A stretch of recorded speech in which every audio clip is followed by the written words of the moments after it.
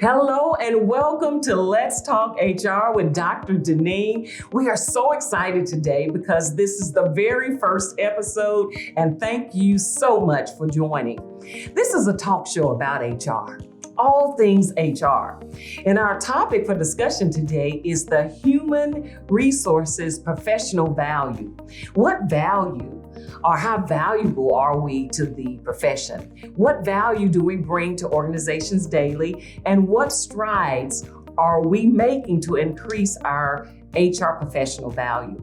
Who better to discuss this topic with than our new president of the Society for Human Resources Management, Memphis chapter, David Dufour. Hello, David. Hello, Deneen. Thank you so much for having me today. This is great. Well, congratulations in your new role and welcome to the President's Club. I'm in good company with you and many of the other professionals that I know you're going to have on this program. Well, thank you so much. So the Society for Human Resources Management, that's what we're talking about today. And if you could share with us the mission of Society for Human Resources, and as president, what should we look for out of your administration and the leadership of Sherm Memphis? Sure. So, and you say Sherm Memphis and you say Sherm, and it is really good for us to talk about that because Sherm National is the overarching organization, and the purpose of Sherm National is to elevate HR and to advance the profession of HR on a national level. And what's really neat is they allow that to happen also on the local level. So when you are a part of Sherm, you have access to national resources at the same time that you get connected to a local chapter, and that local chapter provides those connections here. And I tell you, Deneen, it is so important to have that local connection because I've worked in Houston, I've worked in Atlanta, I've worked in Norfolk, Virginia, and Memphis isn't those places. They have all a different culture and a different community, and getting to know the types of workforces, the types of HR professionals in your local area is a supreme value that you just can't overlook. Yes, so you have a wonderful job ahead of you, and that's gonna keep you very busy. So we're talking about the HR professional value today. So how would someone, I would say, increase their professional value by being affiliated with Sherm? So again, we look at the national level and we look at the local level. So at the national level, there are so many resources that are available. I receive emails. I knew about things such as emergency temporary standard and things like that almost immediately because Sherm National is providing that feedback to us who are part of Sherm National through emails, through text, through the methodologies that we request them to do. So Sherm National provides me those resources. And then I also have this great organization right here in Sherm Memphis where I like to look at this from a population standpoint. Okay. There's 1.4 million people in the greater Memphis area. Mm-hmm. Out of that, you've got 600 people who are affiliated with Sherm Memphis. So now what you've done is you've taken out of 1.4 million and you become a unique value because you're one of those 600 people who now has all those connections across all these different industries with individuals who are sharing your profession, who are sharing ideas about your profession. Now let's take that one step further, and if you become certified as a Sherm certified professional, only 230 people in the 1.4 million people in this area are Sherm certified. That is a unique value that you bring as yourself, as somebody who has just increased your value. And Sherm has the statistics that show your compensation potentially increases by almost $10,000 just getting that certification. But let's just throw that to the side because you're focused on your own business. And your business receives the value of you being one of those 230 people who has Sherm National assets and resources and Sherm Memphis local connections.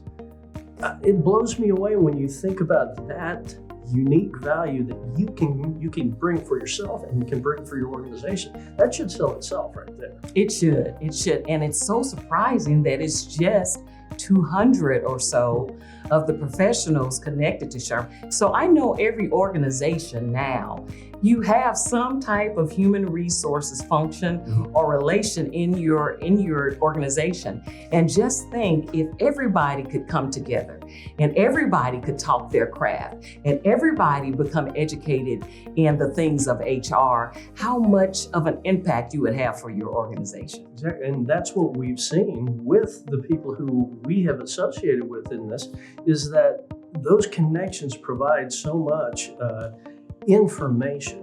Because where I may be putting together a 401k plan, you may have already done it.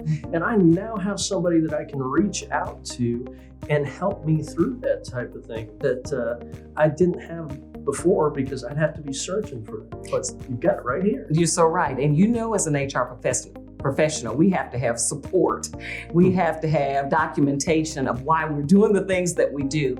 So why not bring together all of those benchmarks, all of these other companies, other professionals, bring them together, find out what you're looking for that's going to be best for your organization. I tell you, Sherm Memphis is the way to go. Now, one thing you talked about to me a couple of weeks ago is about Memphis and Sherm Memphis being the resource. Now, tell me about that, because that's a new term for us. We're going to be the resource. So tell me about that. Well, that is our purpose and our mission. We're the resource for HR through engagement, empowerment, and education. So we provide programming that touches exactly on some of the things that we need to understand. Throughout the past year, I've been through programs on the equal employment opportunity. We've had diversity, equity, and inclusion conferences. We've had a legal conference that just blew me away with the amount of information and the amount of participation by local attorneys. We had so many local attorneys that I can now reach out and connect with because of that legal conference when I need that type of information. And so that's one of the things where a resource has been provided through our programming. A resource has been provided at every single level of the HR profession. So we have an Emerging Leaders Program. The Emerging Leaders Program is about those who are just brand new into the profession or up to 5 years, and their needs are different than somebody who's been in the profession for many years. So we've created a group with some absolutely outstanding individuals running it, with Daniel Tate and Tiana Childers-Pointer, who are so engaged with the young professionals and bringing them into this great career field. We've also, on the other end of the spectrum, we have the Sherm Executive Roundtable. Diane Heyman is running the Sherm Executive Roundtable, which brings together the strategic thought processes that are necessary at the level of the executives, and throw in our programming in the middle of that impacts everybody. Everybody has to know some of those very specific things that we have to, as human resources professionals, keep ourselves up to speed on. So those are resources. And throw on top of that, we've got a web page that has immediate information on COVID. We've got a web page that connects you to a career center. I could go on. We're the resource. We are the resource. And I tell you, if you're not a part of it, you should start thinking about doing that, becoming a part of Sherm Memphis. It's just so good to be able to get together and talk your craft with someone who's just like you, who has the same interest as you, and in the same profession. So it makes it so much better. So I'm going to turn this thing now. I'm going to talk about you. One of the goals of this program is to highlight the professional, the HR professional. So I'm gonna turn it a little bit about you. Now, you didn't come into HR in the traditional way. It was pretty interesting how you got here. Tell us about that. Well, I like to say, I don't like to say, but it's the truth. I was forced into HR. So in the military, you're ordered where to go. And so I went from flying in E2C radar surveillance planes to encounter narcotics to Millington, Tennessee, doing all the recruiting, retention, advancement, and was thrown into that world And what was amazing is how quickly the relevancy of it came out, that, wow, this is something that even though I've been out there doing the operational side of things, I can really impact people's lives with things like targeted incentives. I can really help people with some of the programs that we have with sexual assault. There were so many things that were there in Millington that I could help. And so I stayed in the human resources. I didn't go back to operations and ended up retiring here in the Memphis area. And I'm actually on job number 5 since retiring, but through those jobs, I primarily started out as operations.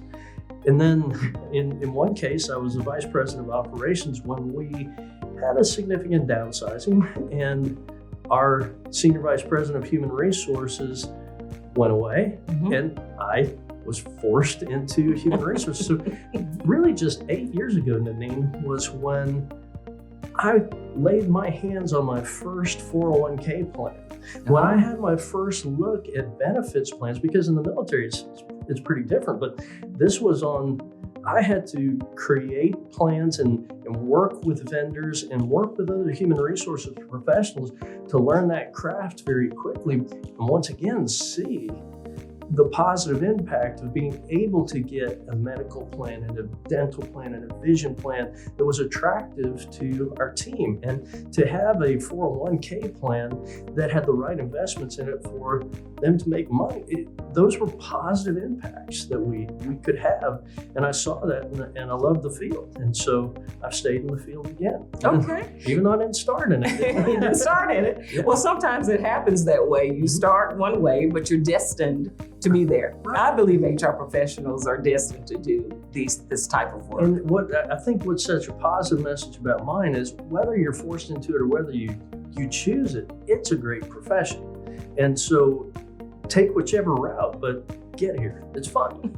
It's fun because you get to handle all types of situations, the good, the bad, and the ugly, but you're able to do it with grace. Exactly. And you're able to bring impact to your organization in those ways. So you're in the banking industry now, and you mentioned some of the other multiple types of organizations. You're in banking now, and so how does HR impact the banking industry, and what are some of those things in the banking industry and that you assist employees with that cares for the total need of the employee?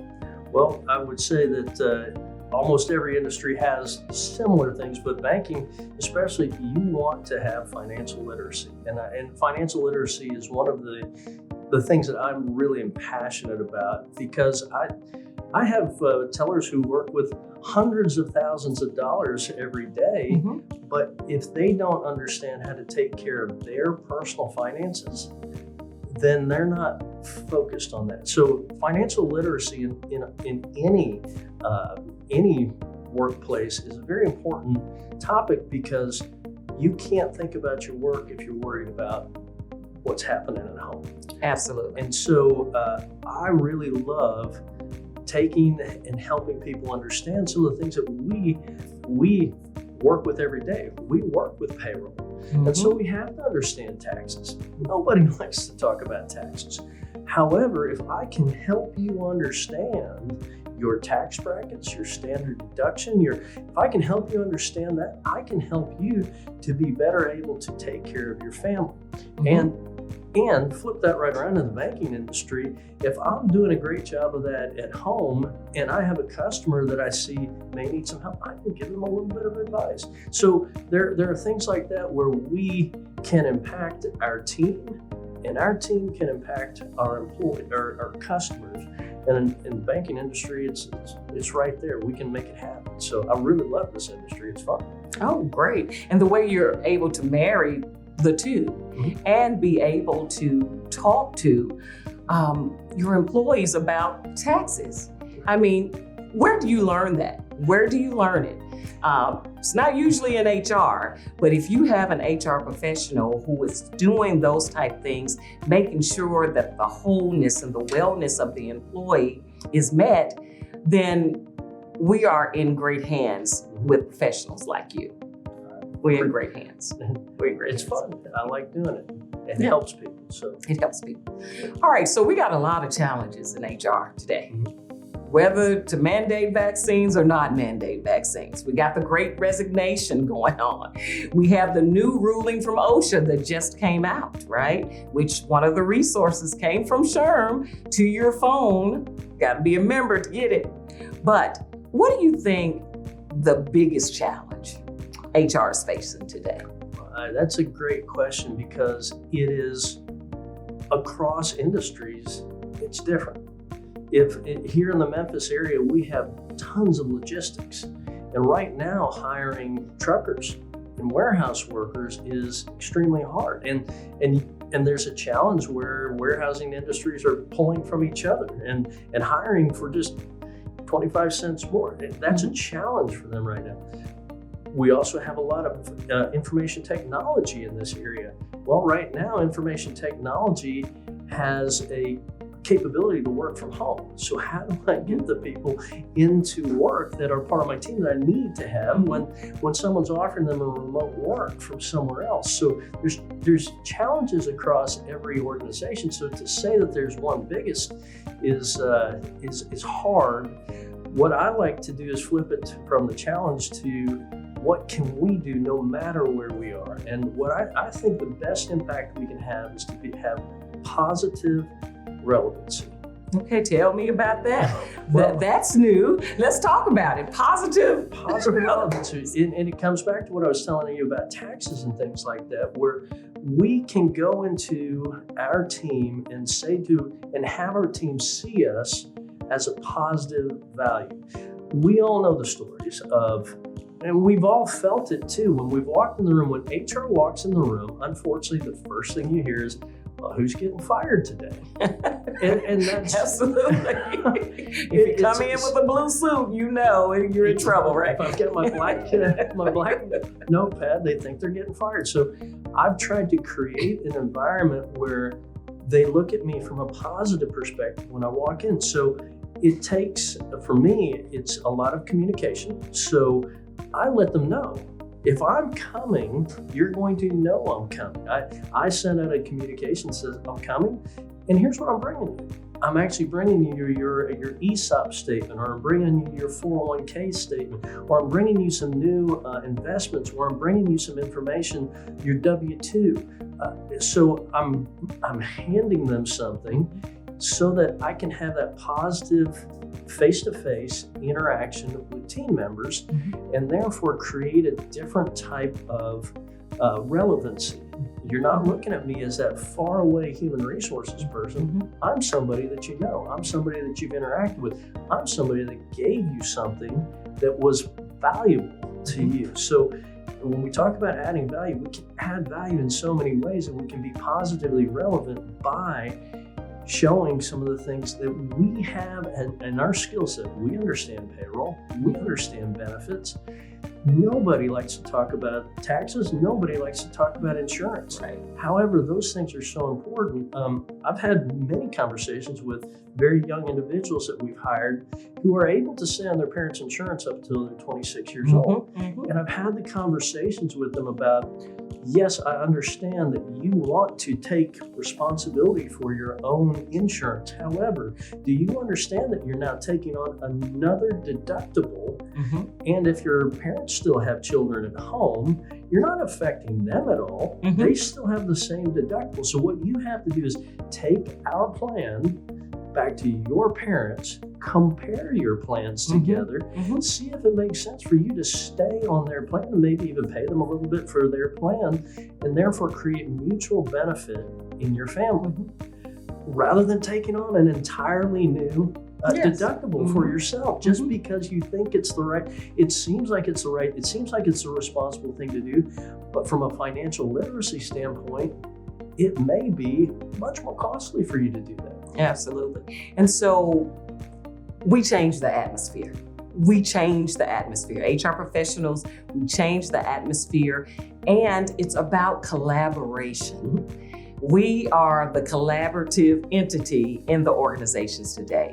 And so what we do is bring and take away those myths of, oh, you're about to be fired, to listen, let's sit down and talk about it. How can we work it out? How can we make it better for the entire organization? So I am so excited about having the new president of Sherm, Memphis, here with me today. Thank you so much for coming and sharing with us today. Deneen, it's been a pleasure, and I just really want to once again say this organization adds value. And the unique value proposition that you become if you become a Sherm National member, and further, it's free for you to become once you're a Sherm National member, then it's free to be a part of our organization. So you create that network right here. And then we have programs to help you get certified. We have a great teacher now with Melinda Tyson doing our professional development, and she is getting people certified. They're taking their tests right now to get certified. And once again, that puts you even in that smaller group that adds value to yourself and to your organization and to your community as a whole. So I'm right there with you, Deneen. I think this is a great place. I think it's a great profession. And I think we got a great organization that'll help people in that profession. Well, thank you so much. Well, you better get connected, I think, to HR. This has been a great time of discussion about the HR professional value and how you can continue to align yourself with organizations such as Sherm to set yourself apart and to increase your professional value. Also, we talked about financial literacy, and it is usually discussed in other business ventures, but it's so pertinent for the HR professional to leverage the discussion in the workplace and to cater to the whole person and to show that we are concerned about the wellness and well-being of all employees. Listen, be sure to subscribe to the channel so you can get notified when we upload an episode. We will upload a new episode every second and fourth Friday starting in March. Thank you for watching, and remember, HR forever. See you next time.